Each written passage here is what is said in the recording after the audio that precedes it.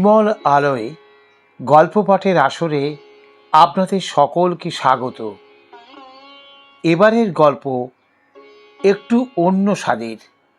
গল্পটি লিখেছেন আমাদের সকলের প্রিয় বলাই চাঁদ মুখোপাধ্যায় অর্থাৎ বনফুল। গল্পটির নাম আলো বাবু। কেমন লাগলো অবশ্যই কমেন্টে জানাবেন।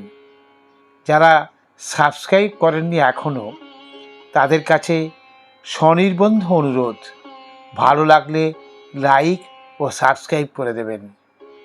এবারের নিবেদন ছোট গল্প আলো বাবু। সবাই তাকে আলু বাবু বলতো, কিন্তু তার আসল নাম আলো। চেহারা অবশ্য নামের উপযুক্ত নয়। গায়ের রং কুচকুচে কালো, মুখটি বেগুন পোড়ার মতো, মাথার উপর ঘাড় পর্যন্ত লম্বা বাবরি চুল, গলায় তুলসীর মালা, সেটিও কালো হয়ে গেছে। পরনের থানখানি অবশ্য ধপধপে সাদা, গায়ের চাদরখানিও সাদা। আলোবাবু জামা গায়ে দিতেন না খুব একটা, জুতোও পরতেন না। একদিন সকালে আমার বৈঠকখানে ঢুকে নমস্কার করে কাঁচুমাচু হয়ে দাঁড়িয়ে রইলেন। সেই দিনই প্রথম দেখলাম তাকে। কি চাই আপনার? অনুগ্রহ করে একটু সাহায্য করবেন আমাকে। সাহায্যপাত্রী অনেকে আসে, অধিকাংশ লোকই টাকা চায়। ভাবলাম ইনিও বোধহয় সেই দলের। মনে মনে একটু বিরক্ত হলাম, কিন্তু মুখ ফুটে বিরক্তি প্রকাশ করতে পারলাম না। বরং বললাম, অসম্ভব না হলে নিশ্চয়ই করব, বলুন কি করতে হবে। তার বাঁহাতে একটি ছোট থলি ছিল, তার ভিতর হাত ঢুকিয়ে তিনি একটি ছোট পাখির ছানা বার করলেন। একটা ছোঁড়া এই পাখির ছানাটার পায়ে দড়ি বেঁধে টেনে টেনে নিয়ে বেড়াচ্ছিল। আমি 2 আনা পয়সা দিয়ে বাচ্চাটা নিয়ে নিয়েছি তার কাছ থেকে। মনে হচ্ছে এর পায়ে লেগেছে। পায়ে দড়ি বেঁধে টেনে নিয়ে বেড়াচ্ছিল কি না একটু দেখবেন দয়া করে। শুনেছি আপনি বড় ডাক্তার। দেখলাম পাখির ছানাটাকে, পায়ে সত্যিই লেগেছিল। 3-4 আয়োডিন লাগিয়ে বেঁধে দিলাম। কি করবেন এটাকে নিয়ে? পুষবেন? না, ভালো হলে ছেড়ে দেব। জীবন্ত কোনো জিনিস পোষবার সামর্থ্য আমার নেই। ইচ্ছা করে খুব, কিন্তু পয়সা নেই, সেই জন্য বিয়েও করিনি। কুণ্ঠিত দৃষ্টি তুলে একটু হেসে চাইলেন আমার দিকে। ও, এর আগে তো দেখিনি আপনাকে। কোথা থাকেন? অবিনাশবাবুর বাড়িতে দিন 7 হলো এসেছি। আর একবার কুণ্ঠিত দৃষ্টি তুলে চাইলেন। অবিনাশবাবু এখানকার নামজাদা উকিল একজন। অবিনাশবাবুদের সঙ্গে আত্মীয়তা আছে বুঝি? না, তেমন কিছু নয়।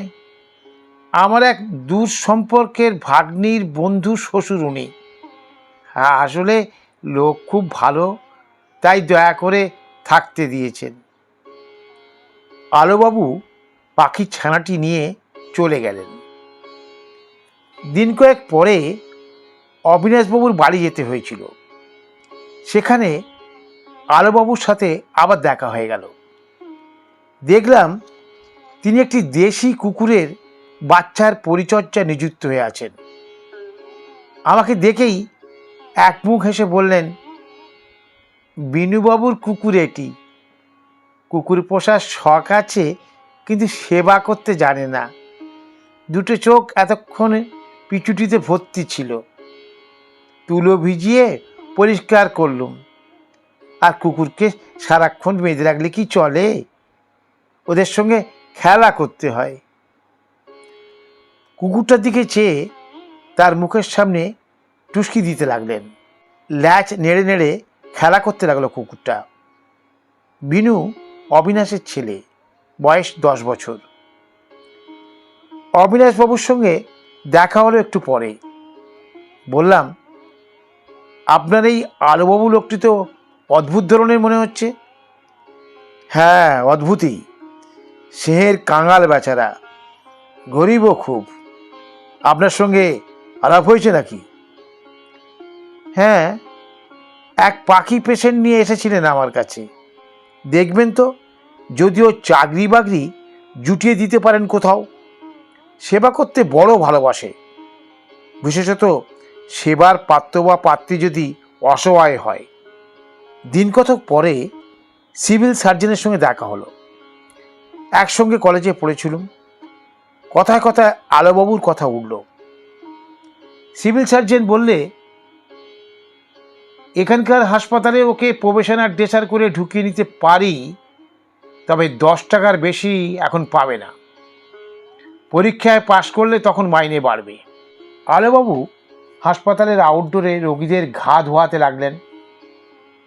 মাসখানেক পরেই কিন্তু চাকরিটা গেল তার। একদিন দেখি আমার ল্যাবরেটরিতে শুষ্ক মুখে বসে আছেন। কি খবর? আমাকে দূর করে দিলে কেন? একটা লোকের পায়ের ঘা কিছুতেই সারছিল না, সেই আমাকে একটা ওষুধ দিয়ে কি দিয়ে বলল, এই ওষুধটা দাও, তাহলে সেরে যাবে। ওটা লাগিয়ে অনেকের নাকি সেরে গেছে।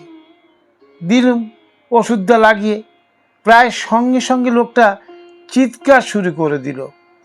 সে এক হই হই ব্যাপার। ডাক্তারবাবু এলেন, তিনি তো চোটেই লাল। বললেন, কার হুকুমে তুমি ঘায়ে কার্বলিক অ্যাসিড ঢেলে দিয়েছ? আমি আর কি বলবো, চুপ করে রইলাম। ডাক্তারবাবু আমাকে দূর করে দিলেন। আমি ওর ভালোর জন্যই ওষুধটা দিয়েছিলাম, আর ওর কথাতেই তো দিয়েছিলাম। আমিও চুপ করে রইলাম। কি আর বলবো, সত্যি অন্যায় কাজ করেছেন। কিছুক্ষণ বসে থেকে আলোবাবু চলে গেলেন। কষ্ট হতে লাগলো ভদ্রলোকের জন্যে, কিন্তু কি করব ভেবে পেলাম না। দিন কয়েক পরে অবিনাশবাবুর বাড়ি থেকেও বিদায় নিতে হলো আলোবাবুকে। শুনলাম অবিনাশবাবুর স্ত্রী দূর করে দিয়েছেন তাকে। আলোবাবু যা করেছিলেন তা কোনো মা সহ্য করতে পারেন না। তিনি এক বগলে কুকুর বাচ্চাটা আর এক বগলে অবিনাশবাবু শিশুপুত্র নিনুকে নিয়ে একবার কুকুরটার মুখে, একবার নিনুর মুখে চুমু খাচ্ছিলেন। অবশেষে আমি আশ্রয় দিলাম আলোবাবুকে। একদিন সন্ধ্যার পরে সে দেখলাম তিনি একটা সোলার হ্যাট বাজিয়ে গুনগুন করে গান গাইছেন। আপনি গান বাজনা জানেন নাকি? কুণ্ঠিত মুখে উঠে দাঁড়ালেন তিনি। এককালে এই ডুগি তবলা বাজাতে পারতাম, দৈনের দায়ে সব বেচে দিতে হয়েছে, এখন হ্যাট বাজাই। বলা বাহুল্য, খুব কৌতুক অনুভব করলাম। হ্যাট পেলেন কোত্থেকে? অনেক আগে স্যুট পরতাম, সবই গেছে, ওই হ্যাটটি আছে কেবল। আলোবাবুর আরও পরিচয় পেলাম দিন কয়েক পরে। একদিন দেখি তিনি ছুটতে ছুটতে আসছেন। কি হলো, ছুটছেন কেন? 10টা বেজে গেছে, আমার ঘড়িতে দম দেওয়া হয়নি এখনো। রামবাবুর গাইটার বাচ্চা হয়েছে শুনে দেখতে গিয়েছিলাম। হঠাৎ শুনতে পেলাম তার বৈঠকখানার ঘড়িতে ঢং ঢং করে 10টা বেজে গেল। তখনই ছুটলুম। আমার বাড়িতে ঠিক 10টার সময় দম দিই। আমাদের যেমন খাবার, ঘড়ির তেমনি দম। বেচারির খেতে দেরি হয়ে গেল আজকে। তাড়াতাড়ি ঢুকে পড়লেন নিজের ঘরে। আমি একটু অবাক হয়ে গেলাম। আলোবাবুর যে ঘড়ি আছে তা জানতাম না। তার পিছু পিছু এসে একটু আড়াল থেকে দেখতে লাগলাম। দেখলাম ঘরে ঢুকেই তিনি নিজের ভাঙা তোরঙ্গটা খুললেন। তার ভিতর থেকে বার করলেন একটি ছোট টিনের বাক্স। বাক্সের ভিতর থেকে একটা ন্যাকড়ার ছোট পুঁটলি মতন কি বার করলেন। ন্যাকড়াটি খুলতেই লাল রঙের শালুর পুঁটলি বেরিয়ে পড়ল। সেটিও খুললেন। বেরুলো রেশমি ন্যাকড়ার পুঁটলি। সেটি খুলতেই বের হলো খানিকটা তুলো, তারপর ছোট্ট ঘড়িটি।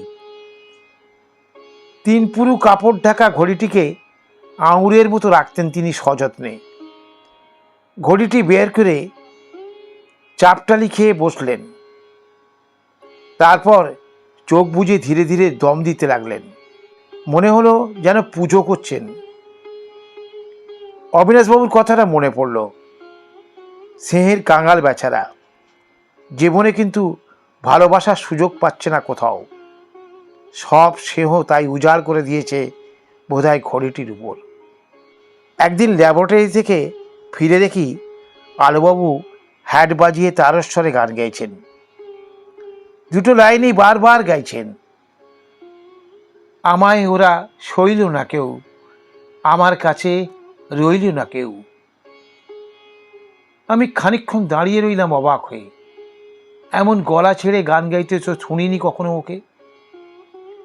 আমাকে দাঁড়িয়ে থাকতে দেখে থেমে গেলেন তিনি। আজ এত জোরে গান গাইছেন যে? এমনি। তারপর আমার দিকে চেয়ে কুণ্ঠিত হাসি হেসে বললেন, আমার ঘড়িটা চুরি হয়ে গেছে, ঠিক সময় মতো ভালো করে দম দিতে পারবে না। টপ টপ করে তার চোখ দিয়ে জল গড়িয়ে পড়ল কয়েক ফোঁটা। আলোবাবু এখন পাগলা গারদে আছেন। সমাজের সঙ্গে নিজেকে খাপ খাওয়াতে পারলেন না কিছুতেই। নমস্কার।